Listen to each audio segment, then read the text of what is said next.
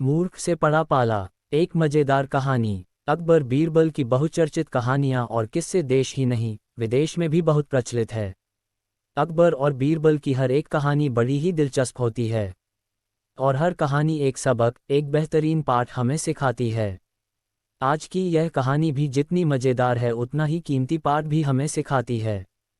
तो चलिए पढ़ते हैं अकबर बीरबल की यह इंटरेस्टिंग स्टोरी। बादशाह अकबर अपने मन में आने वाले हर तरह के सवाल, चाहे वह कितने ही उटपटांग क्यों ना हो, हमेशा बीरबल से पूछ लेते थे और अपेक्षा रखते थे कि बीरबल उसे उसका उत्तर दे। एक बार अकबर और बीरबल साथ में बैठे हुए थे।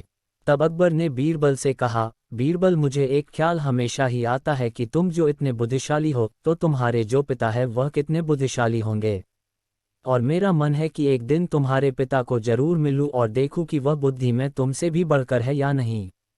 बीरबल ने अकबर से कहा, महाराज, मेरे पिता एकदम सीधे साधे, भोले भाले और गांव देहात में रहने वाले सरल आदमी हैं। उनसे मिलकर आपको कुछ भी हासिल नहीं होगा, इसलिए अच्छा होगा आप उनसे मिलने का ख्याल छोड़ दे। अकबर को लगा बीरबल शायद इसलिए अपने पिता से मिलवाना नहीं चाहता क्योंकि हो सकता है उसके पिता उससे भी ज़्यादा बुद्धिशाली हो और अपने से ज़्यादा बुद्धिशाली व्यक्ति को मेरे सामने लाकर वह अपना महत्व कम नहीं करना चाहता होगा। अकबर ने बीरबल की एक न सुनी और उसे हुक्म दिया कि अगर 8 दिनों में उसने अपने पिता से उन्हें नहीं मिलवाया तो परिणाम अच्छा नहीं होगा।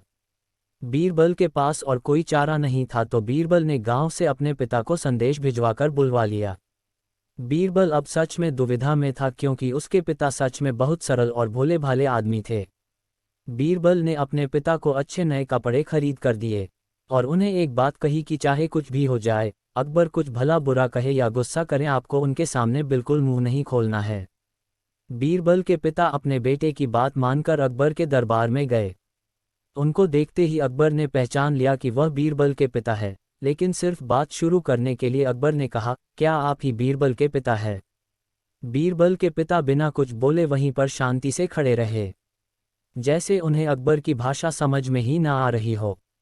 अकबर ने एक के बाद एक कई सवाल किए, आपके गांव का नाम क्या है? गांव में सभी लोग कैसे हैं? इस साल बारिश हुई या नहीं और फसल कैसी है? लेकिन बीरबल के पिता अपने बेटे के समझाए अनुसार एक भी शब्द नहीं बोले। अकबर को गुस्सा आ गया और वह बड़बड़ाने लगा, कैसे मूर्ख से आज पाला पड़ गया है। मेरी ही मति मारी गई थी जो ऐसे मूर्ख को अपने पास बुलवाया, जो इतने सरल सवालों के जवाब भी नहीं दे सकता। मूर्ख शब्द सुनकर बीरबल के पिता को मन ही मन काफी गुस्सा आया, लेकिन फिर भी वह शांत रहे।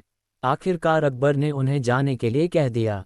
वो वहां से चले गए और घर जाकर बेटे बीरबल को सारी बात बताई। बीरबल ने उन्हें समझाकर वापस गांव भेज दिया।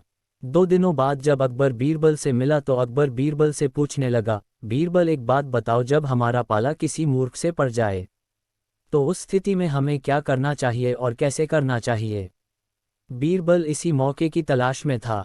बीरबल ने तुरंत अकबर को जवाब दिया, महाराज, जब भी हमारा पाला किसी मूर्ख से पड़ जाए तो उस स्थिति में सबसे बेहतर जो हम कर सकते हैं वह है चुप रहना। ठीक उसी तरह जिस तरह से मेरे पिताजी आपके सामने चुप थे। ये सुनकर अकबर का मुंह देखने लायक था, क्योंकि बीरबल ने न सिर्फ अपने पिता का बदला ले लिया था, बल्कि यह भी साबित कर दिया था कि सच में अगर कोई मूर्ख है तो वह अकबर है, न कि उसके पिताजी। दोस्तों, हमेशा की तरह इसी उम्मीद के साथ कि आपको मूर्ख से पड़ा पाला एक मज़ेदार कहानी पसंद आई होगी और आपने पूरी कहानी पढ़ी होगी, मैं दिल से आपको धन्यवाद करता हूँ।